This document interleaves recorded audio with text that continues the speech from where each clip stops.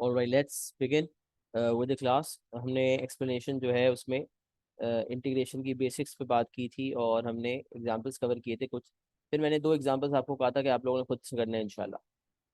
Example number 1 and example number 2। Example number 1 जो है वो किसी पास पेपर का सवाल नहीं था, but it was just like a pass paper question. And example 2 जो है वो बाकायदा जून 2006 पेपर 1 क्वेश्चन 9।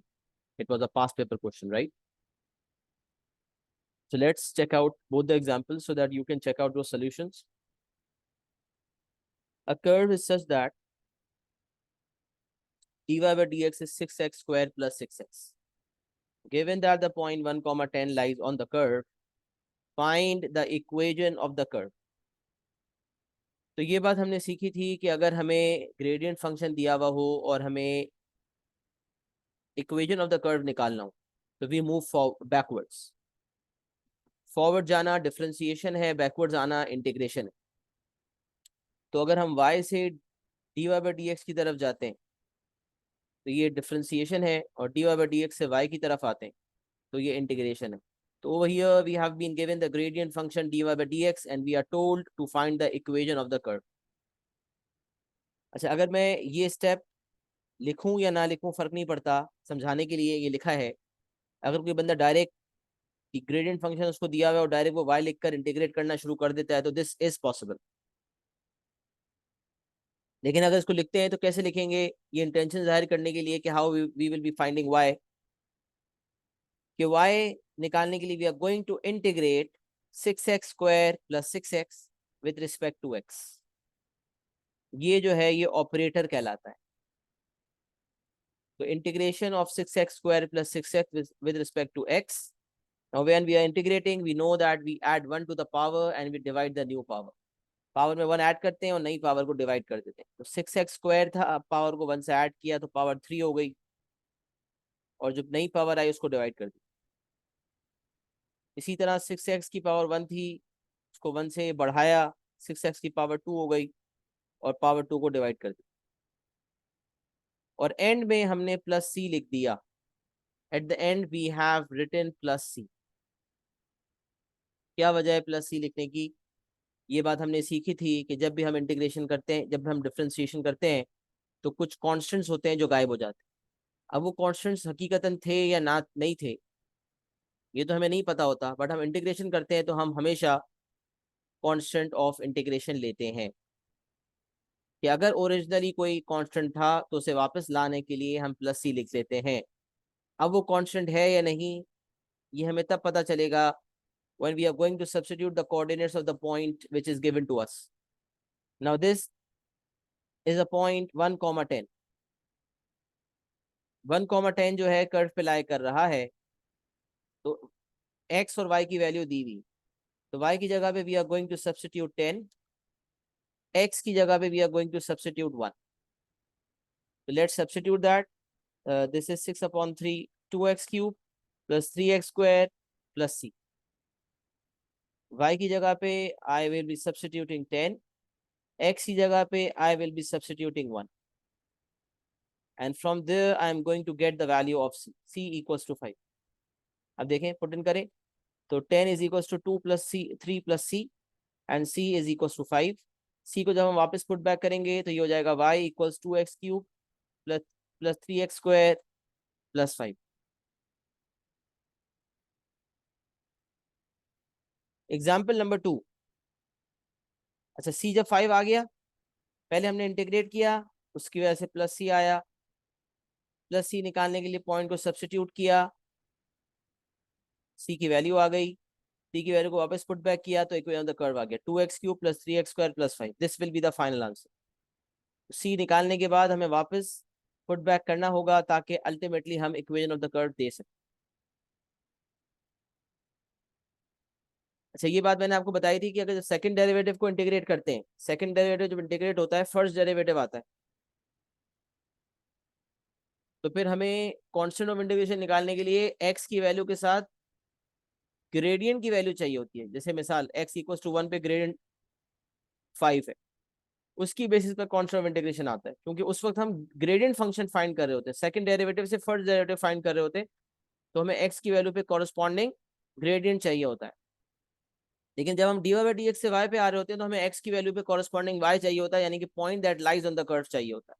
तो कांस्टेंट ऑफ इंटीग्रेशन निकालने के लिए भी हमें जो डाटा चाहिए होगा दैट वुड डिपेंड कि हम सेकंड डेरिवेटिव को इंटीग्रेट करके फर्स्ट डेरिवेटिव ऑब्टेन कर रहे हैं या फर्स्ट डेरिवेटिव को इंटीग्रेट करके इक्वेशन ऑफ द कर्व निकाल रहे हैं। तो यहाँ पर as of now we are integrating the first derivative, that is the gradient function, to find the equation of the curve. So we need a point that lies on the curve. Example number 1 के बाद example number 2 अगर हम देखें तो example number 2 is a composite function. ये एक normal algebraic function है example number 1. example number 2 एक composite function है. A curve is such that dy by dx is 4 upon root of 6 minus 2x, and you have always been told that whether you have to differentiate or whether you have to integrate, always bring the function to the numerator. You have to bring it to the numerator before differentiating or integrating. तो आप जब तक numerator में नहीं लाएंगे integrate नहीं कर पाएंगे. तो what I have done over here is root of 6 minus 2x. root means power of half. 6 minus 2x की पावर थी हाफ. जब हम उसे ऊपर लेकर आए 6 minus 2x की पावर हाफ को जब हम ऊपर लेकर आए तो 6 minus 2x की पावर नेगेटिव हाफ हो गई. तो 4 times 6 minus 2x to the power of negative half. 4 times 6 minus 2x to the power of negative half. And now if we are going to integrate, अगर हम integrate करते हैं तो मैंने आपको कहा था या तो आप ये स्टेप लिखें ये वाला इस तरह का कि y is equals to integration of 4 times 6 minus 2x power negative half with respect to x. या अगर ये स्टेप नहीं लिखते तो आप डायरेक्टली इंटीग्रेट करना शुरू करना चाहें तो कर सकते हैं, जैसे मैंने एग्जाम्पल नंबर 2 में किया है. एग्जाम्पल 1 में मैंने स्टेप दिखाया था ये वाला, एग्जाम्पल 2 में नहीं दिखाया. यही कम्युनिकेट करने के लिए कि कभी करें और कभी ना करें तो कोई मसला नहीं, क्योंकि वो स्टेप ऑप्शनल है. बहरहाल हमें ग्रेडियंट फंक्शन दिया हुआ था. अच्छा, कुछ बच्चे जज्बात में आके y लिख देते हैं और फिर उनको ख्याल आता है कि यार अभी तो ये इंटीग्रेट हो नहीं सकता जब तक कि ये ऊपर ना आए. तो याद रखें, जब आप 6 माइनस 2x की पावर हाफ को ऊपर लेकर आ रहे हैं तो अभी आप इंटीग्रेशन नहीं कर रहे, अभी आप ग्रेडियंट फंक्शन को उस फॉर्म में लेके आ रहे हैं जिस फॉर्म में आप इंटीग्रेट कर सकते हैं. तो लिहाजा जब तक आप इंटीग्रेशन करना शुरू ना करें आप इसका नाम मत बदला करें, इसे आप dy बाई डी एक्स ही रहने दिया करें. जैसे कि मैंने dy बाई डी एक्स ही रहने दिया, रूट 6 माइनस 3x को मैं रूट 6 माइनस 2x को मैं ऊपर ले आया, 4 times 6 minus 2x power negative half हो गया. अब तक मैंने इंटीग्रेशन नहीं की, लिहाजा ये अब तक मेरे पास ग्रेडियंट फंक्शन है, इसका नाम dy बाई डी एक्स ही रहेगा. Now when I have to integrate मैं dy बाई डी एक्स का नाम बदल के y लिखूंगा. अच्छा, अब क्योंकि ये कॉम्पोजिट फंक्शन है, कॉम्पोजिट फंक्शन में एक फंक्शन होता है, उसके एक फंक्शन ब्रैकेट के अंदर होता है, and at the top of that bracket we have a power. तो you have been told that first deal with the power. तो ऐड 1 टू द पावर आपको सिखाया था. अच्छा, एक बात और बताई थी कि इंटीग्रेशन के केस में, कॉम्पोजिट फंक्शन के इंटीग्रेशन में ब्रैकेट के अंदर हमेशा लीनियर फंक्शन होगा. ये बात बताई थी, ब्रैकेट में नॉन लीनियर फंक्शन नहीं होगा. डिफरेंशिएशन के केस में ब्रैकेट में लीनियर नॉन लीनियर दोनों फंक्शंस होते थे, but in case of integration they will always be a linear function inside the bracket. और उसकी डिफरेंशिएशन बेसिकली x का कोएफिशिएंट ही होती है. 6 माइनस 2x की डिफरेंशिएशन करेंगे जिसे डिवाइड करना होगा तो दैट वुड बी -2. तो what we are going to do, the power is negative half. First we are going to add 1 to the power 4 6 minus 2x power half. Power में हमने 1 add किया तो पावर नेगेटिव हाफ में 1 add किया, power half हो गई. जो नई पावर आई उसको डिवाइड कर दिया. अच्छा, पावर में 1 ऐड किया, जो नई पावर आई उससे डिवाइड किया, और जो ब्रैकेट में फंक्शन है उसकी डिफरेंशिएशन को भी डिवाइड करना होता है. और 6 माइनस 2x की डिफरेंशिएशन -2 है, और जो कि x का बेसिकली कोएफिशिएंट ही होती है, यानी कि -2. 6 माइनस 2x की डिफरेंशिएशन इज -2. वो हमने नीचे लिख दिया. अब आप देख सकते हैं 2 और 2 कट सकता है, माइनस की साइन बरकरार है, ये ऊपर चली जाएगी. माइनस नीचे ऊपर हो कोई फर्क नहीं पड़ता. तो y equals to -4 6 minus 2x power half plus c. 2 और 2 कट गया, -4 6 minus 2x power half plus c. अब आपको x और y की वैल्यूज दी हुई है, पॉइंट दिया हुआ है on the curve, a point that lies on the curve 1,8. तो y की जगह पे you are going to put in 8 and x की जगह पे you are going to put in 1. 2 times 1 is 2. तो 8 equals to -4, 6 minus 2 power half plus c, and from there we are going to get c equals to 16.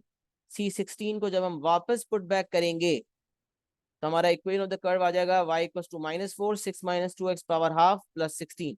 अच्छा, power half रहने दें, या आपको पता है पावर हाफ का मतलब स्क्वायर रूट होता है, तो आप उसको स्क्वायर रूट कर दें, दोनों सही। तो मैंने स्क्वायर रूट कर दिया, लेकिन अगर वो स्क्वायर रूट नहीं करता और पावर हाफ रहने देता तो भी उसके मार्क्स नहीं कटते। वो ये समझे कि नहीं स्क्वायर रूट लिखना जरूरी है, तो ऐसा नहीं। एग्जामिनर छोटी छोटी चीजों पे बुरा नहीं लगाता, ना मार्क्स काटता है। तो पावर हाफ लिखें या रूट लगाएं, दोनों एक्सेप्टेबल है, कोई मसला नहीं। ये एग्जाम्पल नंबर 1। एग्जाम्पल नंबर 2 मैंने आपसे कहा था कि जो मैंने आपको समझाया उसके बाद आप कर सकते हैं।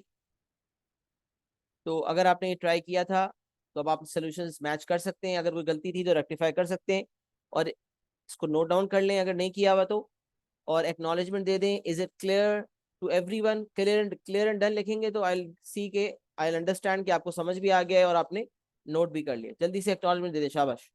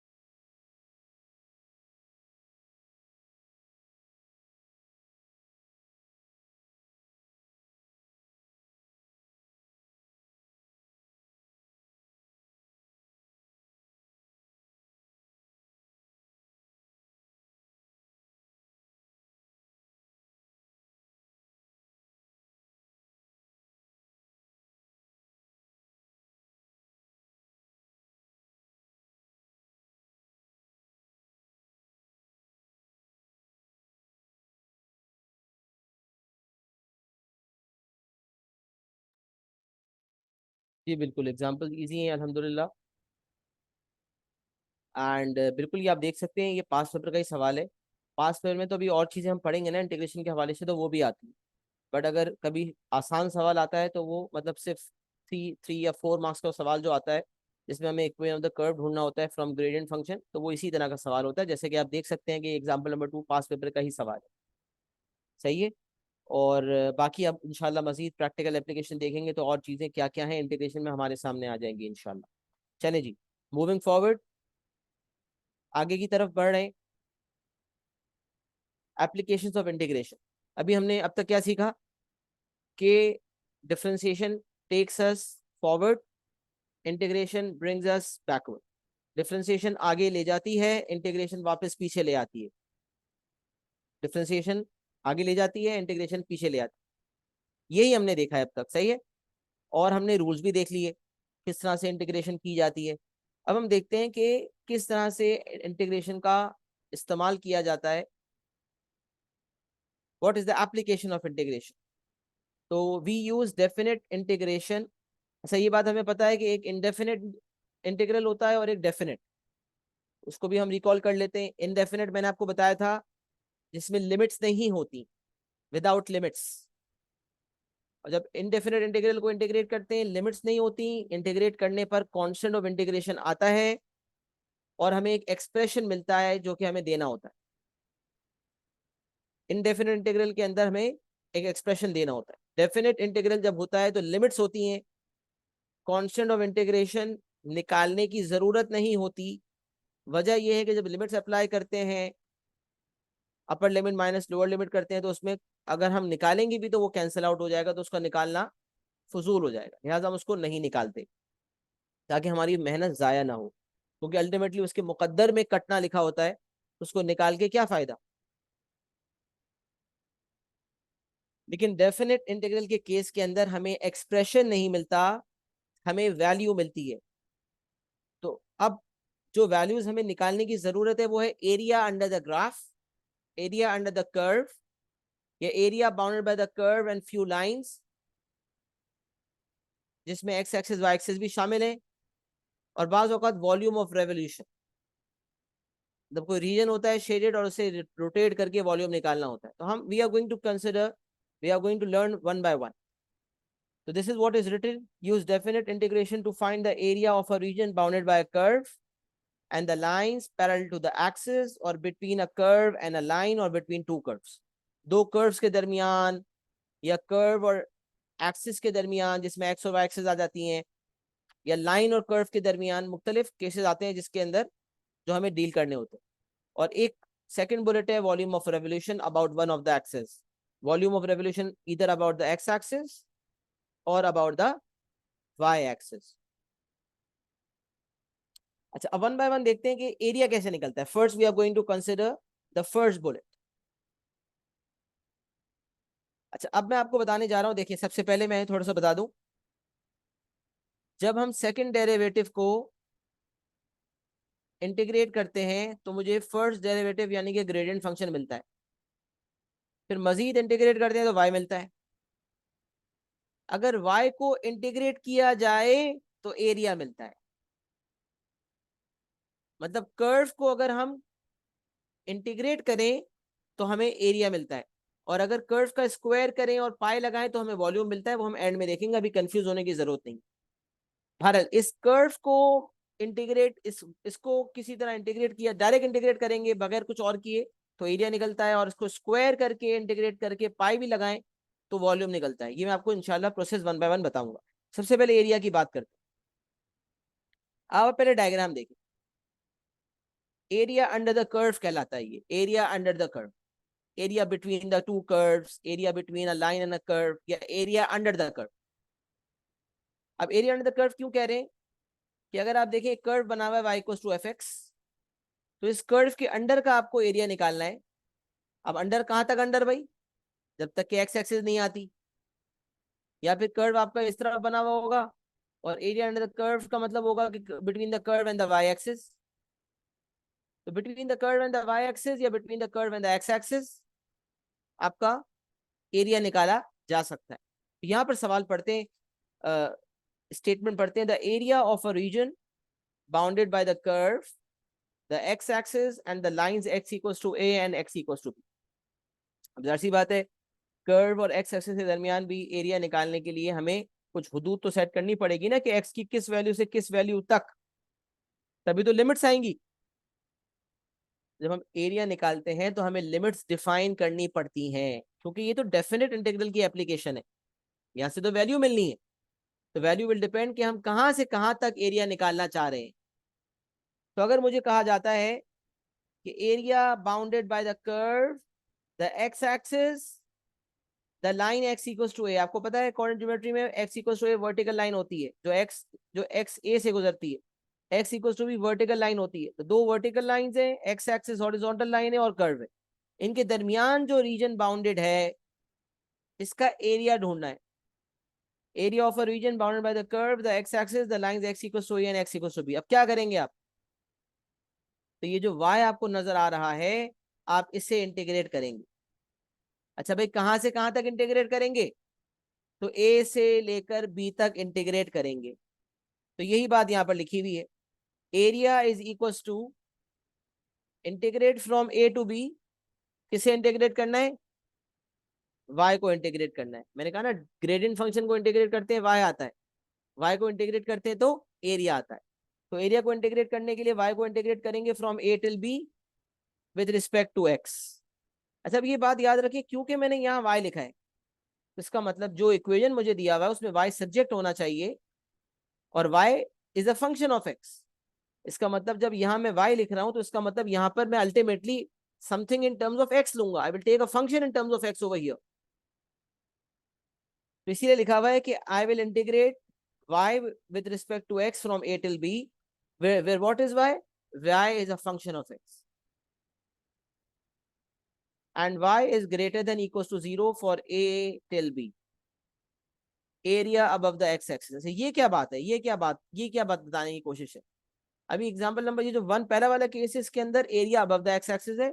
सेकंड केस में area below the x axis होगा. तो बताने का मकसद ये है यहाँ पर कि जब भी आप y को सब्जेक्ट बना रहे हैं, अच्छा अल्टीमेटली आप एक बात मैंने नोट फॉर्म में लिखी हुई है, the limits operator and function are all in terms of x. Limits किसे कह रहे हैं?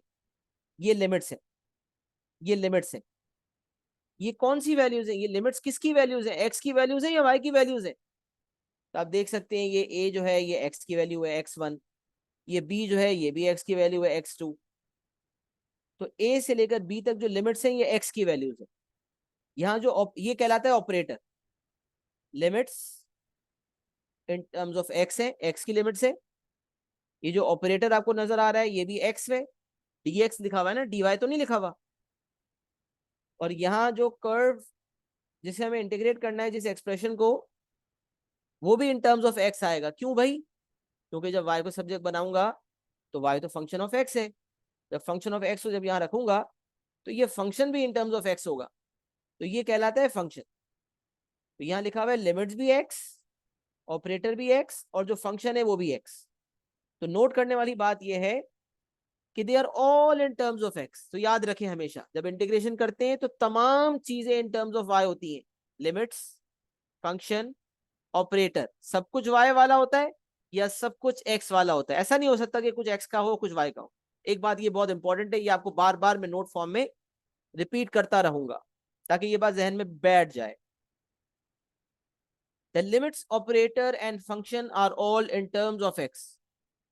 थोड़ा सा टाइम देंगे इंशाल्लाह समझने के लिए तो चीजें खुद ब खुद एब्जॉर्ब होती चली जाएंगी इंशाल्लाह। The limits, operator and function are all in terms of x। एक बात तो ये हो गई। तो ये लिमिट्स भी x, ऑपरेटर भी x और y सब्जेक्ट बनाया, मतलब जो अल्टीमेटली फंक्शन आएगा वो भी x वाला होगा। अच्छा, अब यहाँ जो लिखा हुआ है y greater than equal to 0, इसका क्या मतलब है भाई। इसका मतलब ये है कि क्योंकि मैं y सब्जेक्ट बना रहा हूं तो जो रीजन मुझे चाहिए, उस जिस रीजन का एरिया चाहिए उस रीजन में y पॉजिटिव है। तो याद रखें जिससे सब्जेक्ट बनाया जा रहा होता है अगर वो पॉजिटिव होता है तो आपका एरिया भी पॉजिटिव आता है। और अगर अगले वाला केस में देखें, सेम केस है, ज्यादा फर्क नहीं है। लेकिन अब यहां पर देखें कि जब हम लिमिट्स ले रहे हैं एक्स वाली, ऑपरेटर भी एक्स वाला, फंक्शन भी एक्स वाला, लेकिन अब जब y को सब्जेक्ट बनाया जा रहा है तो जिस रीजन का एरिया मुझे ढूंढना है उस रीजन में y नेगेटिव है। Area below the x axis है, इसका मतलब y नेगेटिव है, लेस देन इक्वल टू 0 है। तो अगर y को सब्जेक्ट बनाया जा रहा है और जिस रीजन का एरिया ढूंढना है उसमें y पॉजिटिव है तो एरिया आपका पॉजिटिव आएगा। और अगर y को सब्जेक्ट बनाया जा रहा है और जिस रीजन का एरिया तलाश करना है उसमें y नेगेटिव है तो आपका एरिया भी नेगेटिव आएगा। अब आप बोले यार एरिया तो नेगेटिव हो नहीं सकता, तो अब क्या किया जाए, एरिया तो हमेशा पॉजिटिव आना चाहिए। तो याद रखें भाई जब भी आपका एरिया नेगेटिव आएगा तो आपको घंटी बजनी चाहिए कि यार ये कैसे हो रहा है, यकीनन माइनस लगाना पड़ेगा। तो तरीका ये होता है कि जब भी आपको ये पता चल जाए, अगर पहले से पता चल जाए तो वेल एंड गुड कि यार मुझे y को सब्जेक्ट बनाना है और जिस रीजन का एरिया तलाश करना है उसमें y नेगेटिव है। अच्छा, इसका मतलब यहाँ तो एरिया नेगेटिव आएगा, इसका मतलब मुझे पूरे कर्व की इक्वेशन को माइनस से मल्टीप्लाई करना पड़ेगा। अच्छा, इसमें दो तरीके होते हैं। जो कर्व की इक्वेशन है, मतलब मिसाल है y equals to 2x minus x square है मिसाल, तो आप इसको माइनस से मल्टीप्लाई करने के बाद कर दें एक्स स्क्वायर माइनस 2x और फिर इसे इंटीग्रेट करें। या फिर एक तरीका ये है कि 2x माइनस एक्स स्क्वायर को इंटीग्रेट करें बट बाहर माइनस लगा दें और एंड में जब लिमिट्स वगैरह लगा देंगे तो एंड में माइनस अप्लाई कर दीजिए। तो या तो इनिशियली जो कर्व है उसी को माइनस से मल्टीप्लाई कर दें ताकि एरिया पॉजिटिव आए, या फिर आप इनिशियली कर्व सेम रहने दें, बाहर माइनस की साइन लगा दें। लिमिट्स वगैरह लगाने के बाद जब एरिया नेगेटिव आ रहा होगा तो बाहर वाले माइनस से मल्टीप्लाई होकर ऑटोमेटिक पॉजिटिव होकर एरिया पॉजिटिव हो जाएगा। तो याद रखें ये बाहर लगाने वाली अप्रोच मैंने इसलिए बताई है कि लेट सपोज अक्सर ऐसा होता है कि हम जब एग्जामिनेशन कंडीशंस में बैठे होते हैं and we are attempting the paper fully, the full paper, that when we are solving the Cambridge paper there are high chances that we tend to forget this, but when we get a negative answer of area we can then recall that why is it happening that we are getting a negative answer. So in that case we are going to take a negative sign right outside the integral sign and then ultimately we are going to multiply the minus with the area to get the positive area. अच्छा, ये भी कर सकते हैं और इसका एक और हल जो बताया जाता है वो ये कि भाई जब भी आप एरिया निकालें, अगर माइनस नहीं लेते तो फिर आप मॉडुलस का साइन लें। अगर आपको याद होगा, कोऑर्डिनेट ज्योमेट्री में मैंने आपको शू लेस फॉर्मूला सिखाया था। तो शू लेस फॉर्मूला में आपको ये बताया जाता है कि अगर आपका एरिया नेगेटिव आ रहा है तो मॉडुलस के साइन की वजह से उसको पॉजिटिव कर दिया जाएगा। या तो आप मॉडुलस का साइन लें, बट वही बात है, जब लिमिट्स वगैरह लगाते हैं, ब्रैकेट्स लेते हैं, फिर मॉडुलस का साइन भी लेते हैं, तो एट टाइम्स मॉडुलस का साइन बड़ा कंफ्यूजिंग हो जाता है बार बार मॉडुलस लिखना। लेकिन ultimately this is something that you can use. What the bottom line is that you have to make the area positive. Negative area आप गलती से भी मत दीजिएगा, ये इंपॉर्टेंट है। एरिया आपने हमेशा पॉजिटिव देना है। तो एग्जाम्पल नंबर 1 में, केस नंबर 1 में केस नंबर 2 में क्या फर्क है? सब सेम है। Limits operator function all in terms of x है। बस यहाँ पर y greater than equal to 0 है, area above the x axis है, और क्योंकि y सब्जेक्ट बन रहा है और y पॉजिटिव है तो एरिया पॉजिटिव आएगा, लिहाजा मुझे टेंशन की जरूरत नहीं है। जबकि यहाँ भी area bounded by the curve the x axis and the lines x equals to a and x equals to b है, सेम स्टेटमेंट है। बस y को हम सब्जेक्ट बना रहे हैं और जिस रीजन का एरिया निकालना है वहाँ y नेगेटिव है, लिहाजा एरिया नेगेटिव आएगा, लिहाजा उसे पॉजिटिव बनाने के लिए मैंने पहले से बंदोबस्त कर लिया और बाहर माइनस लगा दिया। अब ये माइनस या तो कर्व की इक्वेशन से जो इन टर्म्स ऑफ एक्स फंक्शन लिखेंगे उससे मल्टीप्लाई कर दिया जाए और फिर इंटीग्रेट किया जाए, या नॉर्मल y को इंटीग्रेट करके बाहर माइनस लगा दिया जाए और माइनस एंड में मल्टीप्लाई करवा दिया जाए ताकि आपका एरिया पॉजिटिव आ जाए।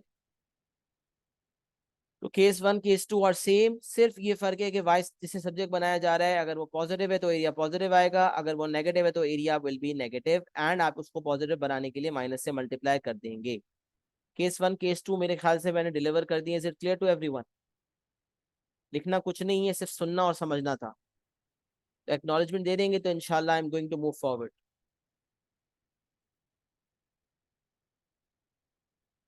अभी समझने पे फोकस करेंगे इंशाल्लाह, एंड देन जब एग्जाम्पल देखेंगे तो हमें मजीद चीजें क्लियर हो जाएंगी।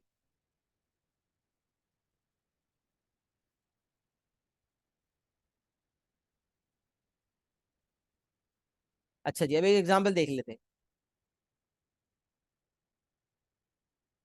अब देखें यहाँ पर, the equation of a curve is y equals to x bracket x minus 2. Find the area of the region enclosed by the curve and the x axis.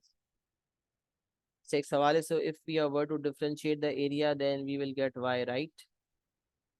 असल में मसला क्या है हसन, एरिया का एक्सप्रेशन नहीं है कि एरिया के एक्सप्रेशन को हम डिफरेंशिएट करें तो y मिले। एरिया की तो वैल्यू है, लिहाजा ऐसा कुछ नहीं है कि एरिया का एक्सप्रेशन दिया हुआ होगा और हमें y मिलेगा। सही है?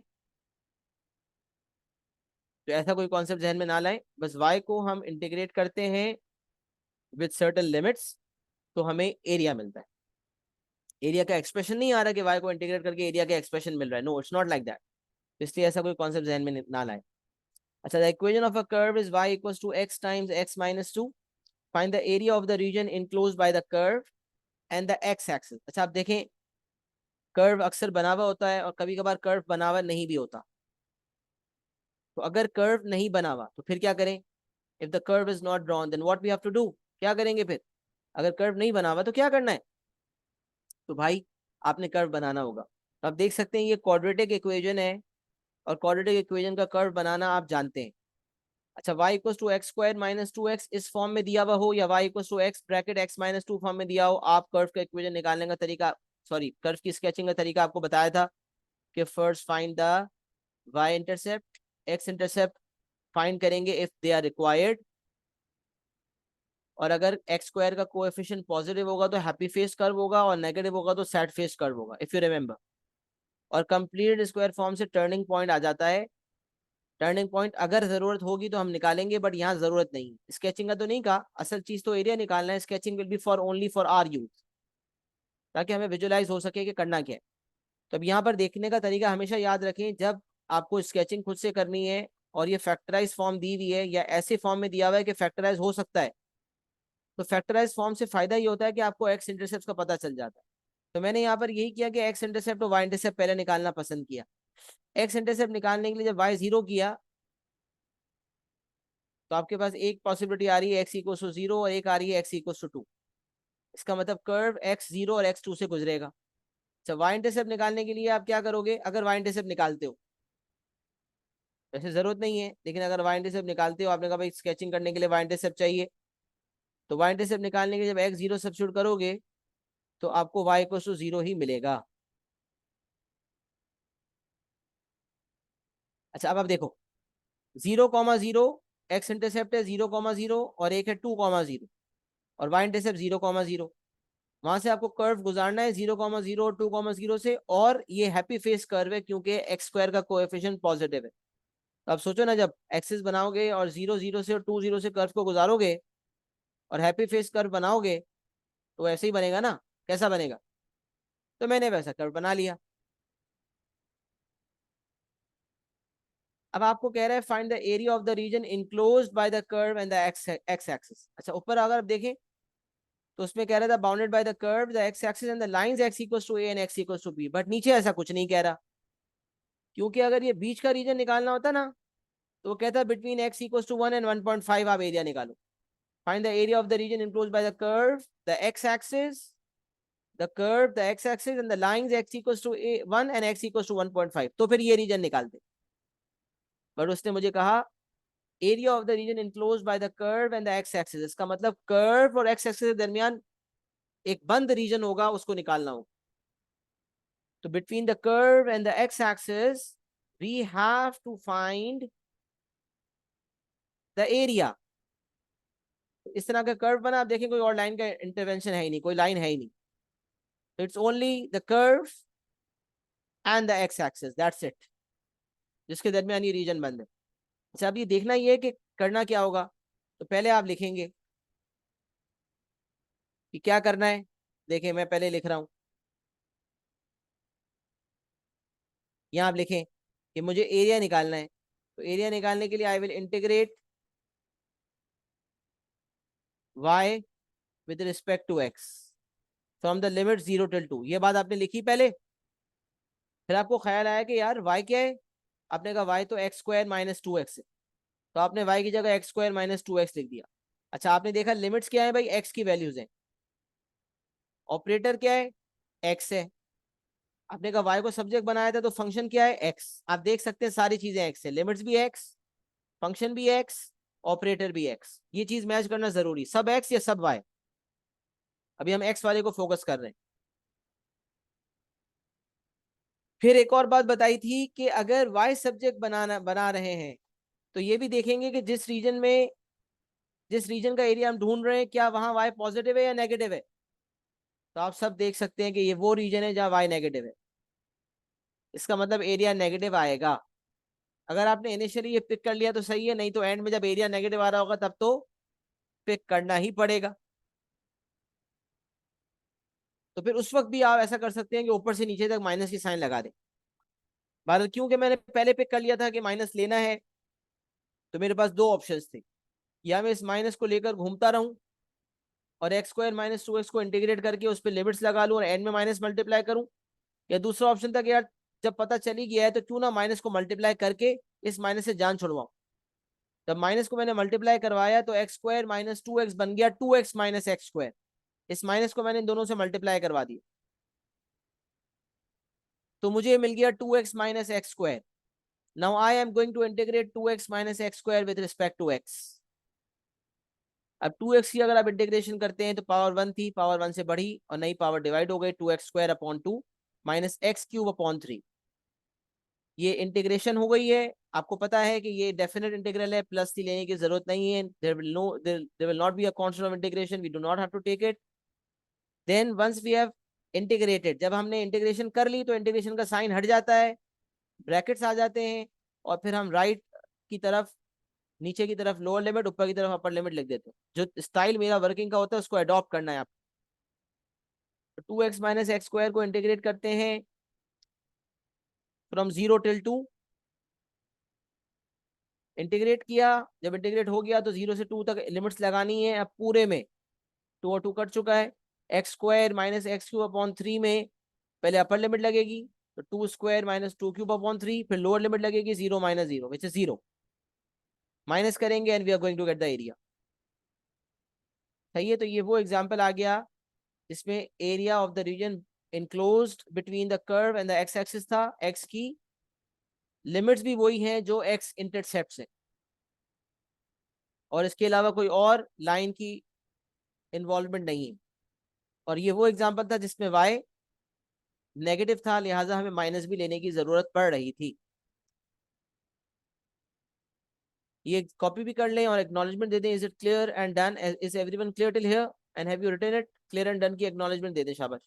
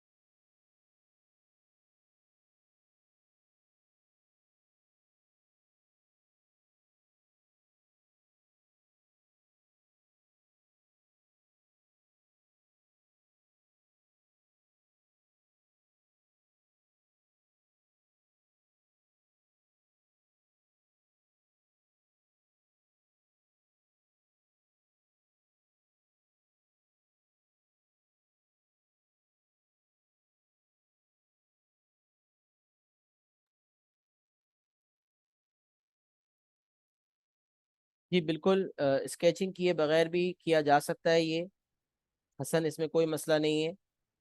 और स्केचिंग सिर्फ हमारे अपने लिए थी।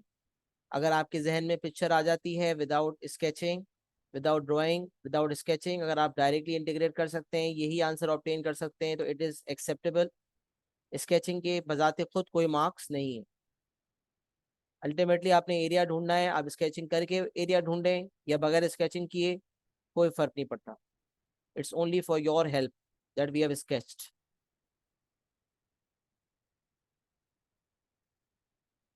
अच्छा जी, हो गया यकीनन।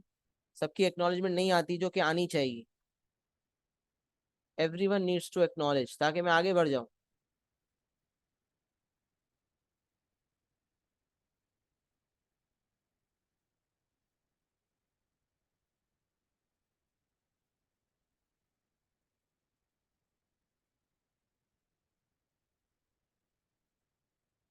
सही, अब्दुल रहमान की एक्नॉलेजमेंट रह गई। Abdul Rahman, I am waiting for your acknowledgement.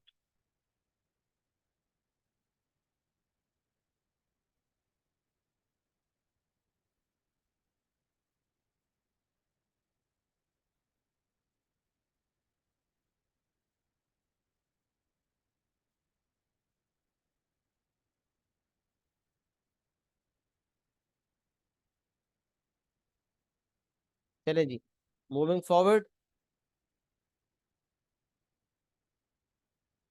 The area of a region bounded by the curve, the y-axis, and the lines y equals to a and y equals to b.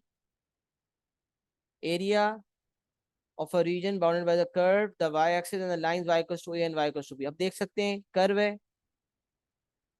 y-axis है, y equals to a वाली एक horizontal line है और y equals to b वाली एक horizontal line है, उनके दरमियान रीजन नजर आ रहा है।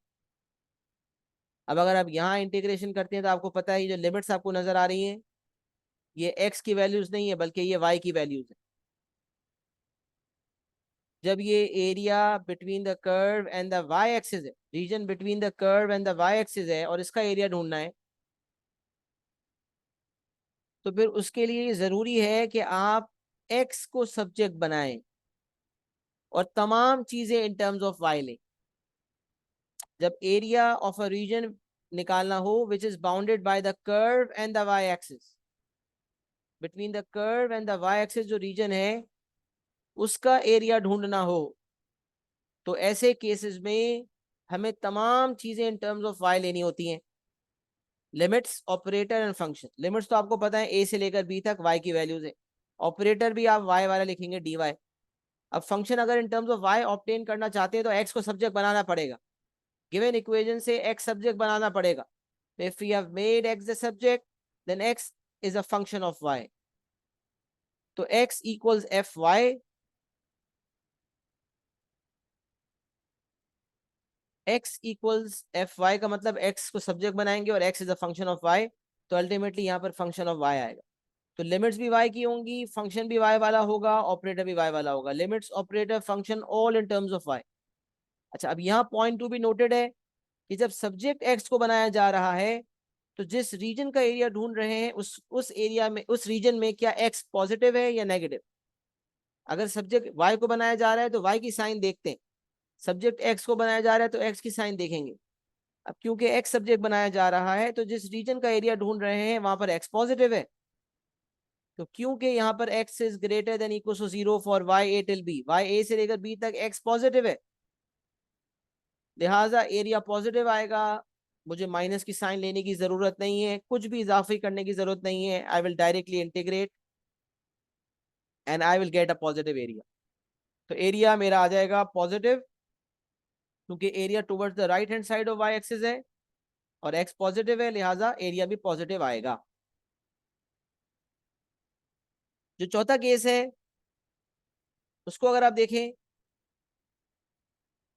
तो area of a region bounded by the curve the y axis and the lines y equals to y1 and y equals to y2। अब आपको सामने एक y1 है, एक y2 है, लिमिट्स y की हैं,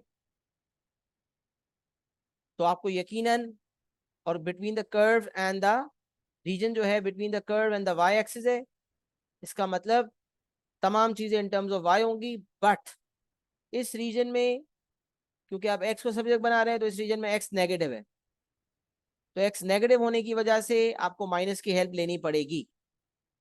तो area is equals to integration from y1 till y2 x dy।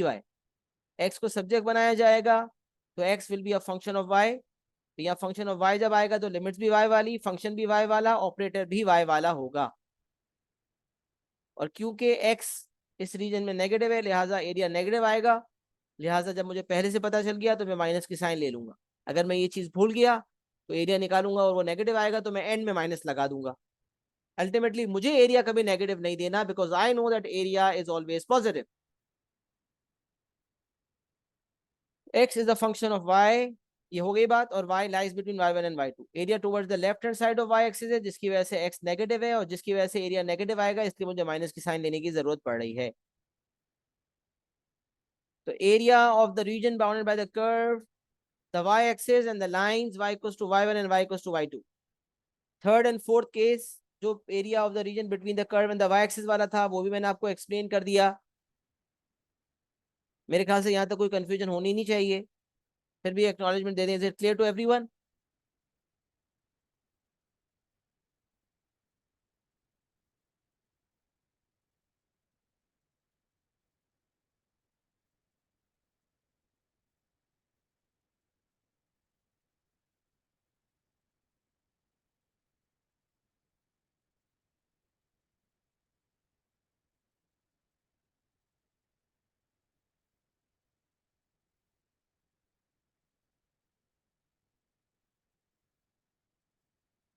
अच्छा जी, अब आ जाते हैं area between the two curves और between a curve and a line.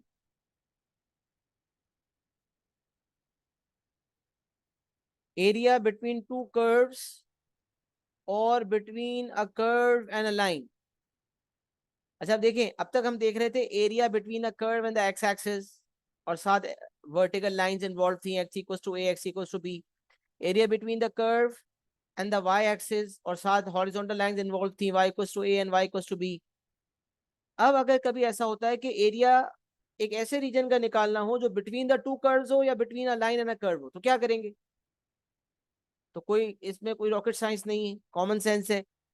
कि मिसाल है, अगर दो कर्व्स हैं, एक है y equals to f x upper curve, और लोअर कर्व है y equals to g x, और मुझे area between the two curves निकालना है, तो what I am going to do, क्या करूंगा?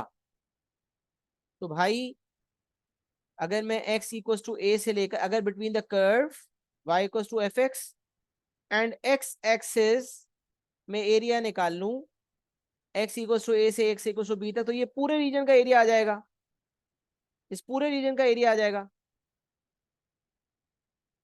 फिर अगर मैं area between the curve y equals to g x निकाल लूं from x a till b, तो इसका एरिया आ जाएगा।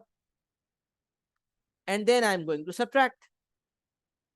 तो अपर कर्व के हिसाब से जो मेरा एरिया आएगा उसमें से उस एरिया को माइनस कर देंगे जो लोअर कर्व के हिसाब से आएगा। तो अपर कर्व के हिसाब से भी एरिया निकालना होगा, लोअर कर्व के हिसाब से भी एरिया निकालना होगा, and at the end we are going to subtract, at the end we are going to subtract, end में हम सब्ट्रैक्शन करेंगे। तो area is equals to area under y equals to f x minus area under y equals to g x. y equals to f x में से y equals to g x, area under y equals to f x में से area under y equals to g x minus करना पड़ेगा। तो area under y equals to f x जो है आप देख सकते हैं y equals to f x upper curve है और y equals to g x lower curve है। तो दिस इज स्पेसिफिकली रिटन कि अपर कर्व जो है उसके एरिया में से लोअर कर्व वाला एरिया माइनस करना होगा, विच इज कॉमन सेंस। अच्छा, यहाँ इस बात को लिखने का खास मकसद ये तो था कि आपको ये बता दिया जाए। इसके अलावा एक और बात यहाँ आपको बतानी है, बहुत गौर से सुनिएगा जो अब मैं बताने जा रहा हूँ। जो बात अब मैं बताने जा रहा हूँ उसको बहुत गौर से देखिएगा। मैं बात ये बताने जा रहा हूँ कि एक तरीका तो ये है कि आप y equals to f x को इंटीग्रेट करें फ्रॉम a टिल b और एक एरिया निकाल लें। फिर y equals to g x को इंटीग्रेट करें from a till x a till x b और दूसरा एरिया निकाल लें और दोनों को माइनस कर लें। तो इसमें हुआ ये कि आपने एक दफा इंटीग्रेशन की और लिमिट्स लगाई और एरिया निकाला, दूसरी दफा आपने इंटीग्रेशन की, लिमिट्स लगाई, एरिया निकाला, डबल मेहनत हो गई। एक शॉर्टकट क्या है ये सुने जरा, क्योंकि आप देख सकते हैं लिमिट्स a टिल b हैं दोनों जगह, दोनों ही कर्व a से b तक एग्जिस्ट कर रहे हैं। तो ऐसे केस में आप इस इंटीग्रल a टिल b को अगर कॉमन ले लें और एफ एक्स और जी एक्स को पहले माइनस कर दें, रादर देन एफ एक्स को अलग इंटीग्रेट करें, जी एक्स को अलग इंटीग्रेट करें, क्यों ना इसको पहले सब्ट्रैक्ट कर दिया जाए और एंड में एक साथ इंटीग्रेट करके लिमिट्स लगा दी जाए। तो उसमें फायदा ये होता है कि एक ही दफा इंटीग्रेशन होती है और एक ही दफा लिमिट्स लगानी होती है, वर्किंग छोटी हो जाती है, टाइम बच जाता है। अब सोचो, मिसाल है, एक कर्व आपके पास है -x² + 2x - 3 और एक कर्व आपके पास है x² + 5x, मिसाल है। अब इनको माइनस कर देंगे तो आपके पास -x² - 2x² हो जाएगा, 2x - 5 - 3x हो जाएगा। तो एंड में बचेंगे तीन टर्म्स ही जिसको आपको इंटीग्रेट करना होगा। अगर अलग अलग करते तो तीन टर्म्स अलग इंटीग्रेट करते या दो अलग करते और फिर एंड में आके, या अगर तीनों तीन भी होते तो छह टर्म्स को इंटीग्रेट करना पड़ता अलग अलग और लिमिट्स अलग अलग लगती, आंसर अलग अलग आता। क्यों ना नेट ऑफ करके माइनस करके एक इक्वेशन बना लिया जाए और एंड में एक साथ इंटीग्रेट करके लिमिट्स लगा दी जाए, इससे टाइम सेव होता है। यही बात यहाँ लिखी है कि एफ एक्स को अलग इंटीग्रेट करें, जी एक्स को अलग करें, फिर माइनस कर दें, या F x minus g x पहले कर दें, एक एक्सप्रेशन आ जाएगा, उस एक एक्सप्रेशन को एक साथ ए से लेकर बी तक इंटीग्रेट कर दें।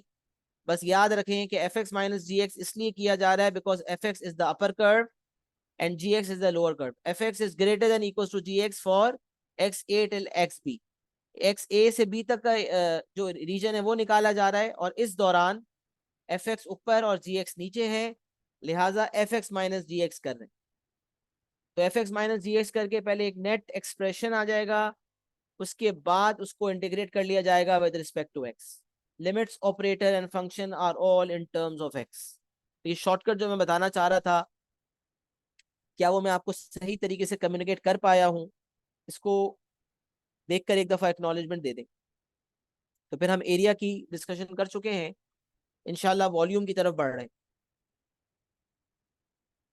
फिर एरिया के बाद वॉल्यूम करेंगे और एक फिर पास पेपर का अच्छा सवाल देखेंगे जिसमें आपको एरिया और वॉल्यूम दोनों निकालने होंगे और उससे आपकी बहुत लर्निंग भी होगी इंशाल्लाह। जिसके बाद इंशाल्लाह आप पास पेपर के सवाल करने की पोजीशन में आ जाएंगे अल्लाह के हुक्म से इंशाल्लाह। Is it clear to everyone? Need acknowledgement. देखें, आप लोगों के चेहरे नजर नहीं आते, मैं खुद नहीं खुलवाता और मुझे एक्नॉलेजमेंट चाहिए होती है ताकि टू साइड एफर्ट्स लगें कि भाई आप लोग भी बैठे हुए सुन रहे हैं, इसलिए मुझे एक्नॉलेजमेंट बार बार चाहिए होती है। ऐसा लगता है मैं दीवारों से बातें कर रहा हूँ। सही है, टीचर की कैफियत को समझे तो ऐसा लगता है टीचर दीवारों से बातें कर रहा है तो इसलिए पता चलना चाहिए सामने इंसान बैठे हुए जिनसे बातें हो रही है। सही है, इसी मोटिवेशन से इंसान पढ़ा रहा होता है कि कोई सुन रहा है, कोई एक्नॉलेज कर रहा है। तो इसलिए कंटिन्यूस में एक्नॉलेजमेंट मांगता रहता हूँ ताकि मुझे चैट पे फीडबैक मिलता रहे और मैं मोटिवेशन के साथ आगे बढ़ता चला जाऊं। चले, अल्हम्दुलिल्लाह यहाँ तक मामला क्लियर हैं। जी जी sir, I am listening, thank you Isa. चले जी, आगे आते हैं। अब वॉल्यूम की बात करते हैं। वॉल्यूम में चेंज किया है, जरा सुनिएगा। अगर रीजन जो है वो between the curve and the x axis होता है, मैं दिखाई देता हूँ। Volume obtained when the shaded region is rotated through 360 degree about the x axis. अच्छा, यहाँ कई सवाल आते हैं, सर ये रोटेटेड अबाउट 360 का क्या मतलब, रोटेटेड थ्रू 360 का क्या मतलब, क्या कभी 180 डिग्री भी होता है, ये 90 डिग्री भी होता है? नहीं भाई, कंप्लीट रोटेशन 360 डिग्री को ही कहते हैं। पूरी रोटेशन 360 डिग्री घूमने को ही कहा जाता है। तो जब भी वॉल्यूम की बात होती है तो अब सिलसिला क्या है, पहले ये समझें। अब देखें, ये एक्स एक्सिस है, ये कर्व है, इनके दरमियान जो रीजन है ना, उस रीजन को उठाया और उसको 360 घुमा दिया। जो रीजन था ना एक्स एक्सिस और कर्व के दरमियान, जो रीजन था उसको उठाया और उसको 360 डिग्री घुमा दिया। जब उसको 360 डिग्री घुमाया अबाउट द एक्सिस, तो एक 3D ऑब्जेक्ट बन जाएगा और उस 3D ऑब्जेक्ट का वॉल्यूम होगा। अब वो ऑब्जेक्ट कैसा नजर आएगा, प्यारा होगा, अच्छा नहीं होगा, छोटा होगा, बड़ा होगा, कौन सा शेप होगा, इससे कोई लेना देना नहीं है। क्यों ना हम तरीका सीख लें वॉल्यूम कैसे निकलता है, बस ज्यादा सोचना ही नहीं। कॉन्सेप्ट क्या है, जो रीजन है उसे 360 डिग्री घुमाया जा रहा है, तो एक 3D शेप बन रहा है, उस 3D शेप का वॉल्यूम होगा। उस 3D शेप का वॉल्यूम निकालना है। तो भाई वॉल्यूम कैसे निकालते हैं? एरिया और वॉल्यूम में दो चेंजेस हैं। एरिया निकालने में, वॉल्यूम निकालने में दो चेंजेस होते हैं। चेंज नंबर वन, जो कर्व जिसे हम इंटीग्रेट एरिया के लिए किया करते थे, अब उसे स्क्वायर करने के बाद इंटीग्रेट करेंगे। ये है चेंज नंबर वन। और चेंज नंबर टू है कि हमें पाई लेना होगा, वॉल्यूम के लिए पाई लेना होगा। अगर ये दो चेंजेस करेंगे तो हमें वॉल्यूम मिल जाएगा, एरिया नहीं मिलेगा, बल्कि वॉल्यूम मिल जाएगा। और ये वो वॉल्यूम होगा जो 360 डिग्री रोटेशन के बाद ऑब्जेक्ट फॉर्म हुआ है ना, उसका वॉल्यूम होगा। अब वो ऑब्जेक्ट कैसा है कैसा नहीं है, इससे कोई कंसर्न होना नहीं चाहिए, ना हमें यहाँ कंफ्यूज होने की जरूरत है। एक रिक्वायरमेंट है वॉल्यूम की निकालने की, आती है, हमें तरीका पता होना चाहिए, उस तरीके को इंप्लीमेंट करना आना चाहिए, दैट्स इट। तो एक सवाल जिसका जवाब मैंने पहले ही दे दिया, इसका सवाल पूछने से पहले, कि भाई हमेशा 360 डिग्री पे ही रोटेशन होगी, इसमें कोई इफ्स एंड बट्स नहीं है। लेकिन हाँ, ये बहुत इंपॉर्टेंट है कि ये जो लिखा होता है अबाउट द एक्स एक्सिस या about the y axis, this is extremely extremely important. अच्छा, एरिया में क्या होता है कि कभी आपको नजर आ रहा होता है ना, जो रीजन, कभी वो between the curve and the y axis वाले रूल से भी निकल रहा होता है और between the curve and the x axis के हिसाब से भी निकल रहा होता है।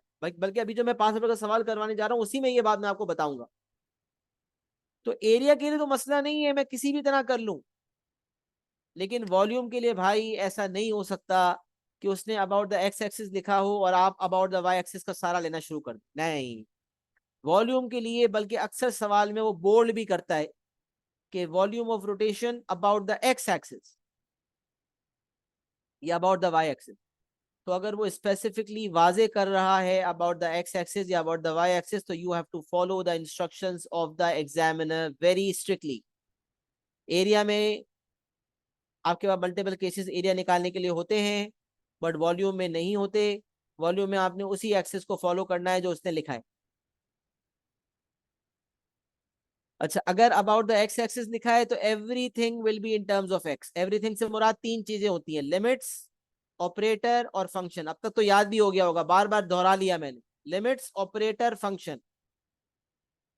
तो ये वैसे ही सवाल है, कर्व है, volume obtain when the shaded region. Shaded region क्या है? Between the lines x equals to a and x equals to b, and between the curve and the x axis जो रीजन है, उसे 360 डिग्री रोटेट कर रहा हूँ, एक 3D object बनेगा जिसका वॉल्यूम होगा, वो निकालना है।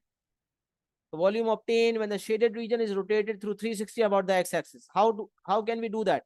तो क्योंकि अबाउट द x एक्सिस है, तो everything is going to be in terms of x, limits, operator and function, everything is going to be in terms of x.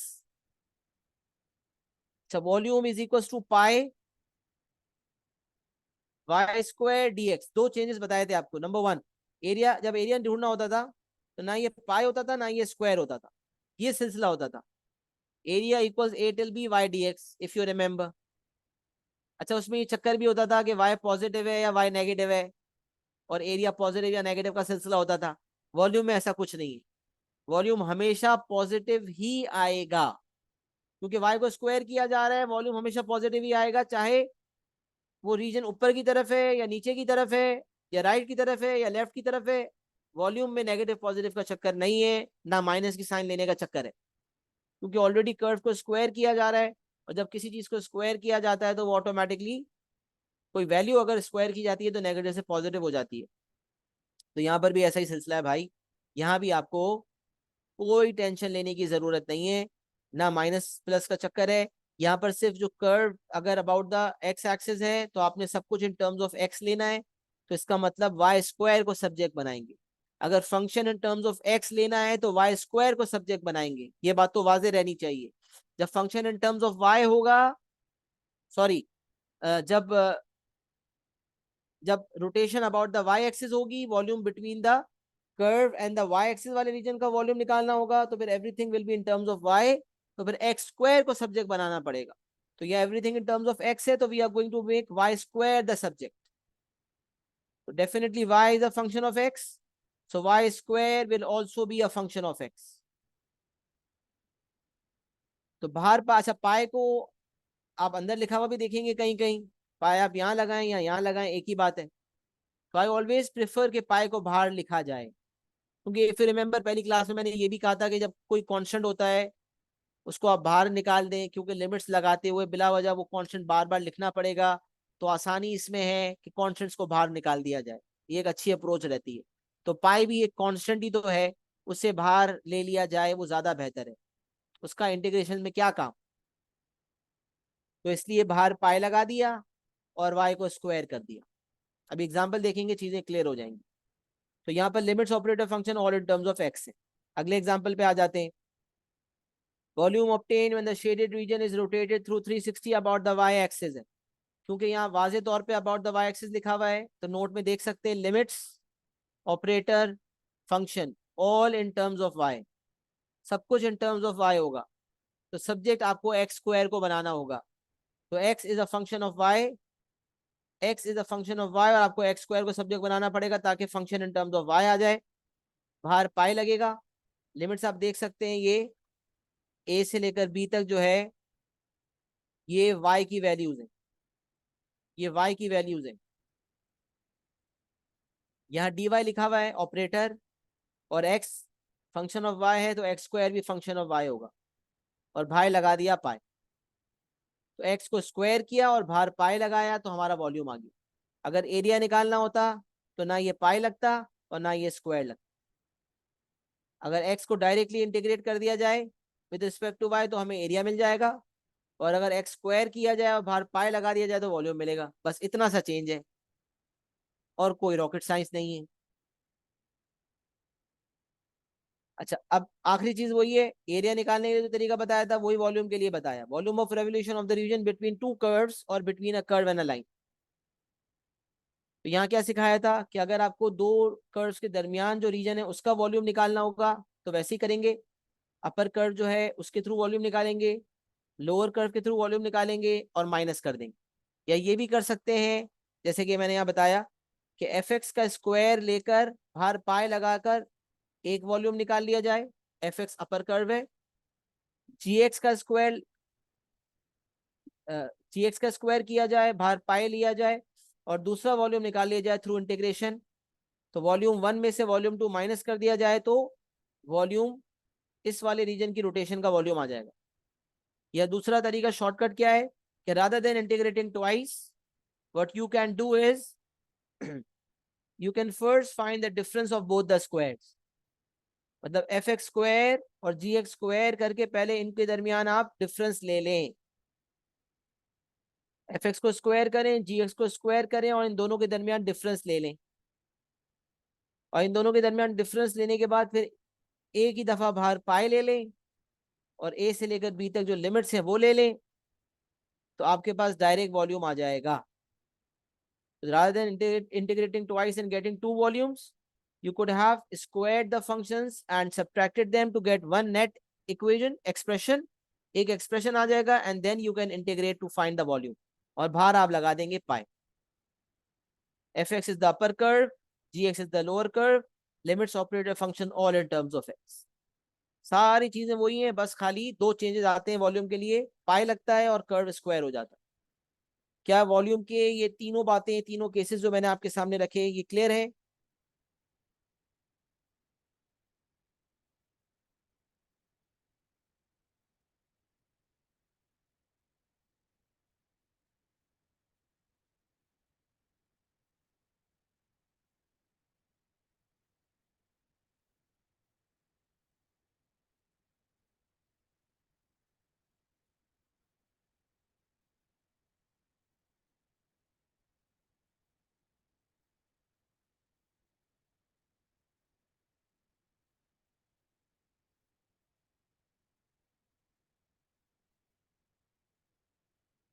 चलिए फरमाइश पे आप ऊपर चला गया, बताएं जरा, पूछना है यहाँ पर.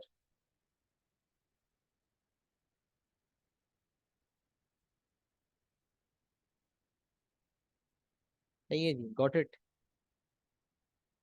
चले जी, यहाँ तक कुछ कॉपी करना नहीं, एग्जाम्पल की तरफ बढ़ते हैं. All right, let's look at the past paper example, जिसमें हमें एरिया भी ढूंढना है और वॉल्यूम. एक ही सवाल में दोनों चीजें फाइंड करने का कहा गया है, और इस सवाल से भी बहुत लर्निंग होने वाली है.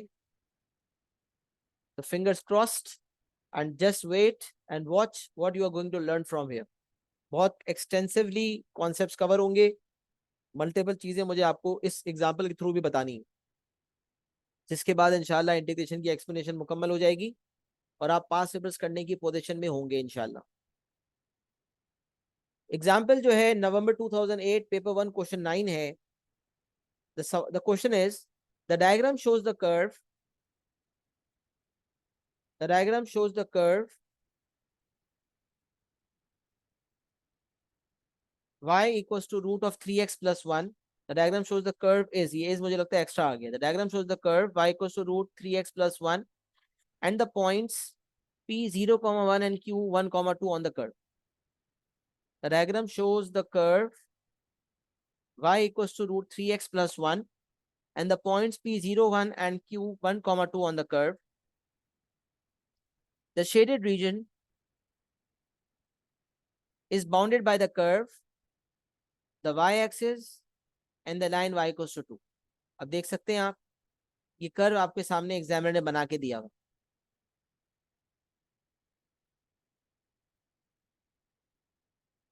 और आपको कहा जा रहा है the shaded region is bounded by the curve, the y-axis and the line y equals to 2. जी बिल्कुल, पिक्चर गिवन है, डायग्राम गिवन है. The diagram shows the curve, उसने स्टार्ट डायग्राम से किया और डायग्राम सवाल में दिया हुआ है. सही है. The diagram shows the curve y equals to root 3x plus 1 and the points 0, 1 and 1, 2 on the curve. The shaded region is bounded by the curve, the y-axis and the line y equals to 2. अब आप देख सकते हैं कि आपने कहा यार between the curve and the y axis है, तो सारी चीजों को इन टर्म्स ऑफ वाई होना चाहिए. तो एक तरीका आपने यही सोचा कि यार मैं काम करता हूँ, लिमिट्स भी वाई वाली ले लेता हूँ 1 से लेकर 2 तक, और फंक्शन जब इन टर्म्स ऑफ वाई चाहिए तो एक्स को सब्जेक्ट बनाना पड़ेगा, है ना. नॉर्मल कॉमन सेंस है, बताया है आपको. अगर between the curve and the y axis है तो सब कुछ इन टर्म्स ऑफ वाई होना चाहिए या सब कुछ इन टर्म्स ऑफ एक्स. अब यहाँ मैं वन बाय वन आपको मेथड 1 मेथड 2 बताऊंगा किस तरह से हम इसको अप्रोच कर सकते हैं. तो एक अप्रोच जो जहन में आनी चाहिए वो है, because this is the region between the curve and the y axis, तो everything is going to be in terms of y. तो लिमिट्स आप लेंगे 1 से लेकर 2 तक, लेकिन यहां से आपको एक्स को सब्जेक्ट बनाना होगा. तो एक्स को सब्जेक्ट बनाने के लिए आपने स्क्वायरिंग बोथ साइड्स करनी होगी, तो वाई स्क्वायर हो जाएगा और यहाँ से स्क्वायरिंग करने की वजह से रूट और स्क्वायर कट जाएंगे.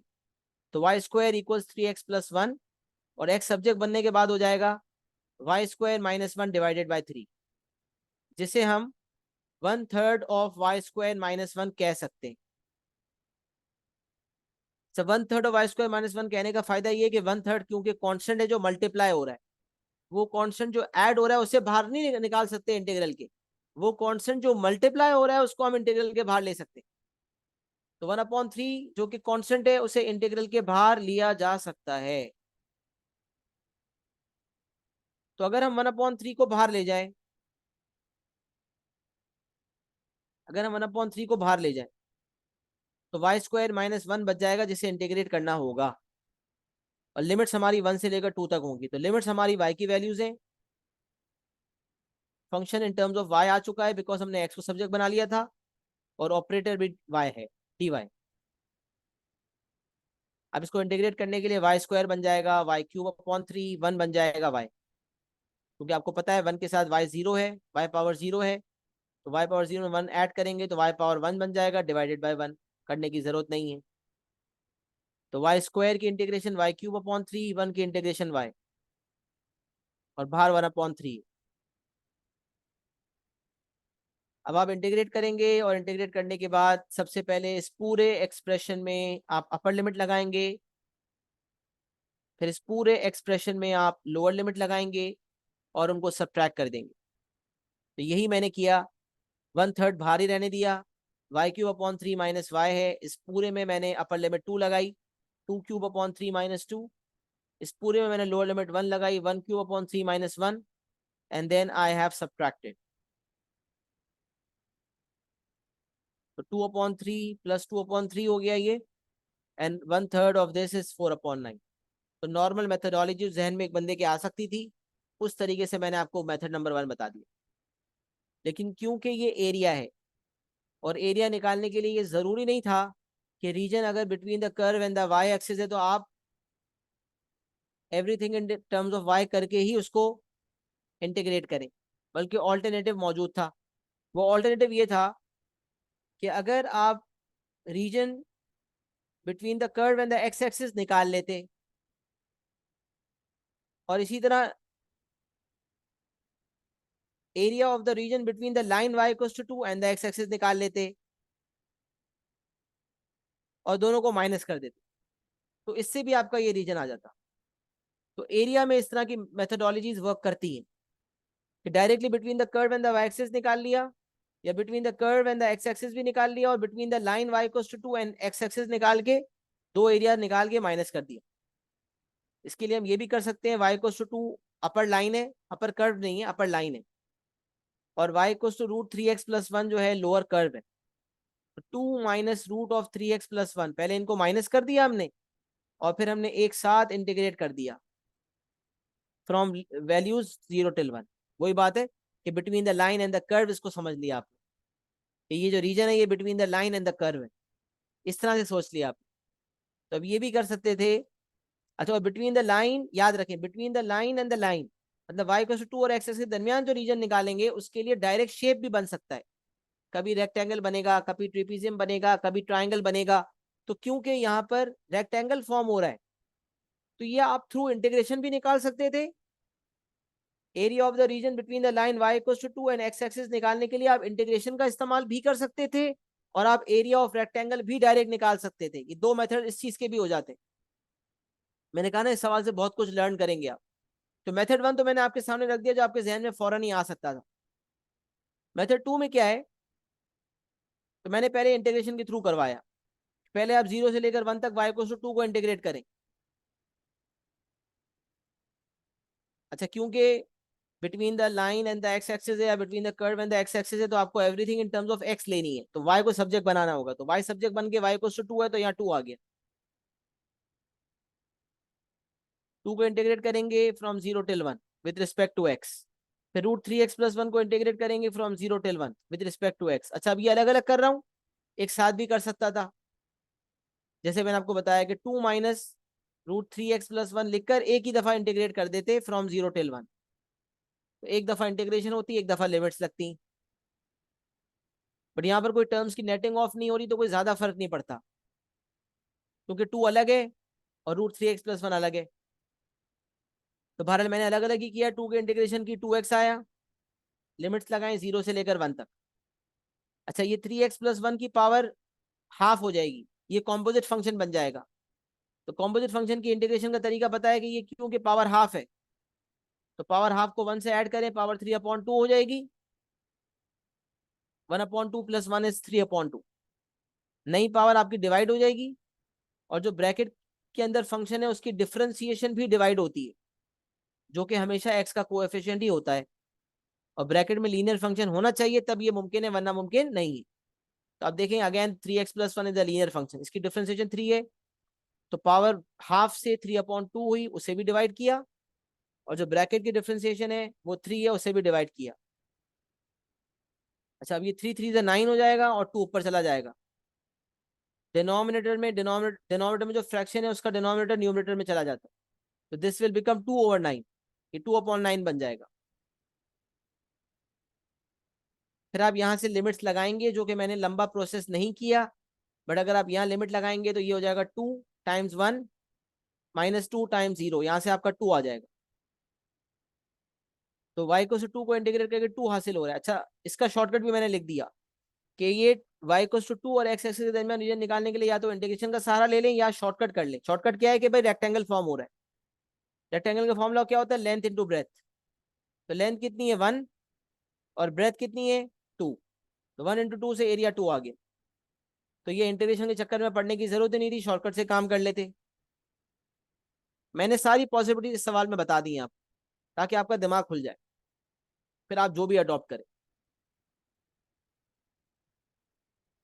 अच्छा, यहां से जब आपका 2/9 आ जाएगा, इसकी भी अगर हम वर्किंग पूरी कर लें, मिसाल है, देखिए मैंने लिखा है, अच्छा मैंने कुछ और बात बताई है नीचे, सही है। यहाँ पर अगर आप इसको डील करें, इस वाले हिस्से को, तो ये आपका मैंने कहा 2/9 बाहर आ जाएगा, और ब्रैकेट के अंदर अगर लिमिट्स लगेंगी तो 3x+1 पावर 3/2, तो 1 लगेगा तो 3+1 4 पावर 3/2 हो जाएगा। और जब 0 लिखेंगे तो 1 पावर 3/2 यानी कि 1 हो जाएगा।